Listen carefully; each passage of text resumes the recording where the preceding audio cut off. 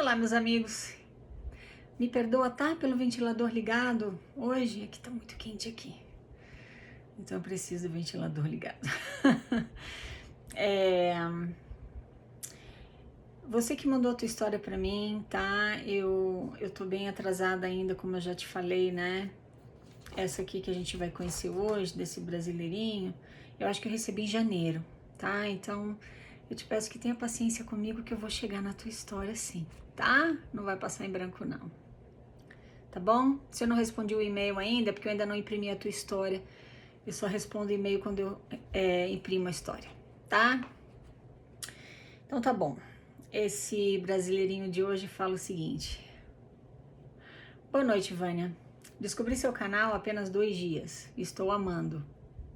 Eu me desliguei da igreja em 2011 e na época sentia falta de um canal como o seu, tanto no YouTube como no Facebook. Me batizei em 1995, aos 15 anos de idade. Sou do Rio de Janeiro. Desde que me entendo por gente, tinha muitas perguntas sobre questões como: por que estou aqui? Para onde vamos depois de morrer?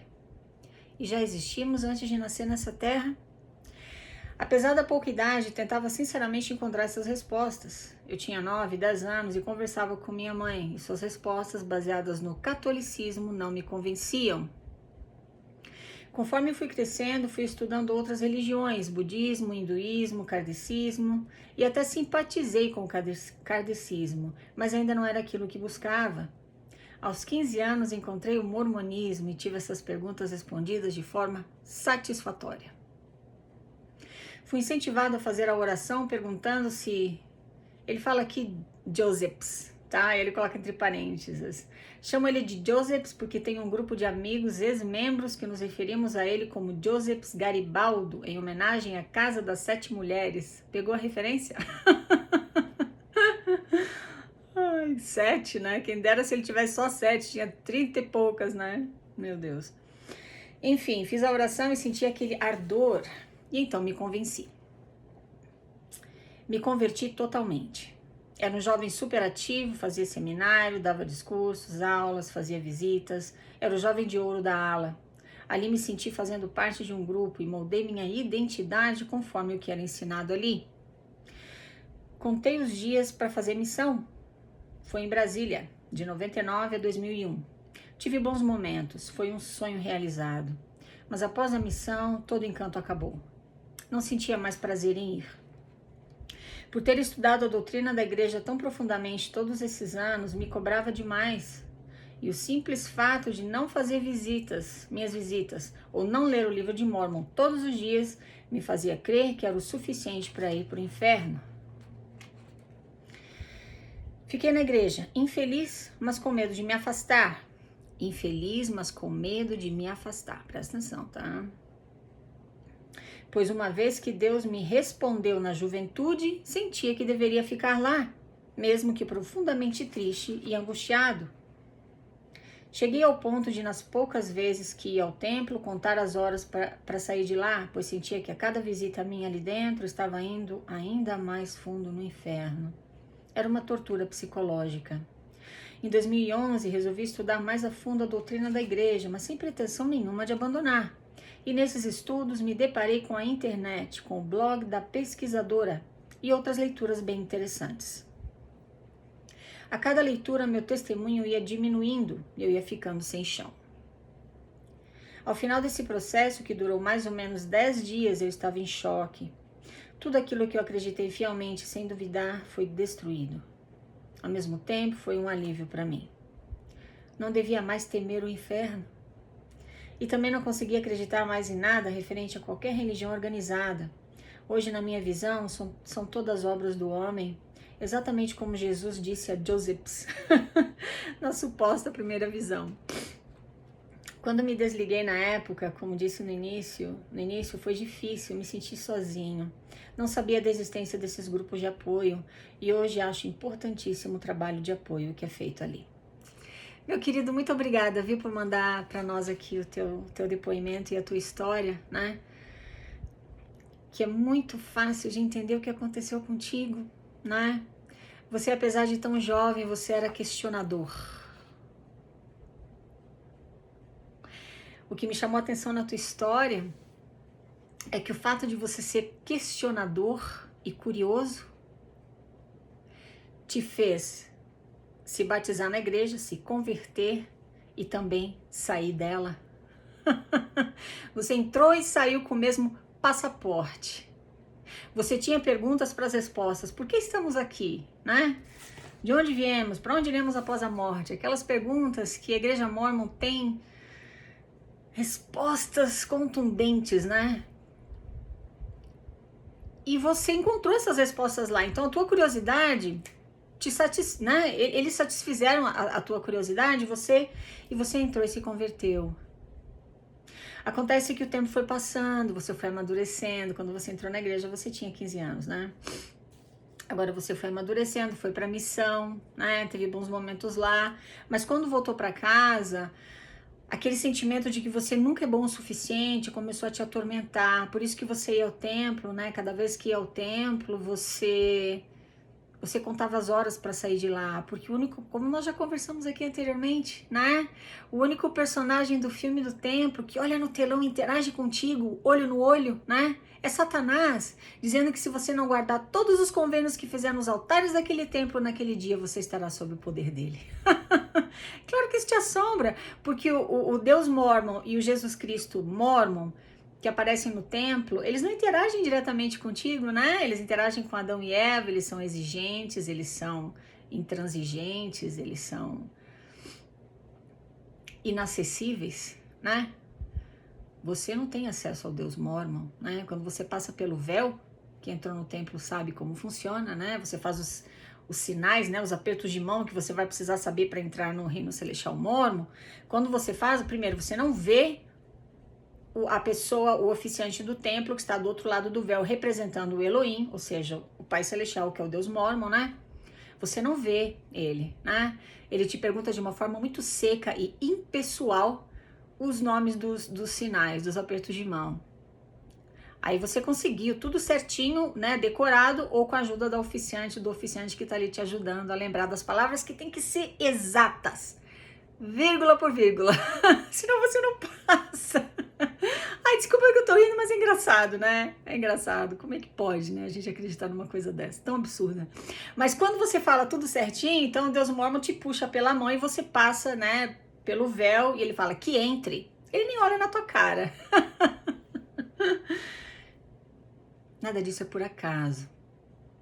São simbologias para criarem no teu cérebro exatamente o que nosso brasileirinho querido de hoje teve como experiência. Se ele deixasse de ler o livro de Mórmon todos os dias, ele já achava que ia para o inferno. Você pode achar que é exagero, mas dependendo do teu nível de conversão, dependendo do nível em que você leva essa religião a sério, você se sente assim. Eu me sentia. Eu me sentia atormentada. Eu pensava assim, se Jesus Cristo voltasse hoje, eu não iria para o reino celestial, eu estaria lascada. Eu era fiel no meu casamento, eu estava criando meus filhos, eu estava guardando os mandamentos da melhor forma que eu podia, eu vivia todos os padrões mórmons da melhor forma que eu podia, eu dava meu 100%.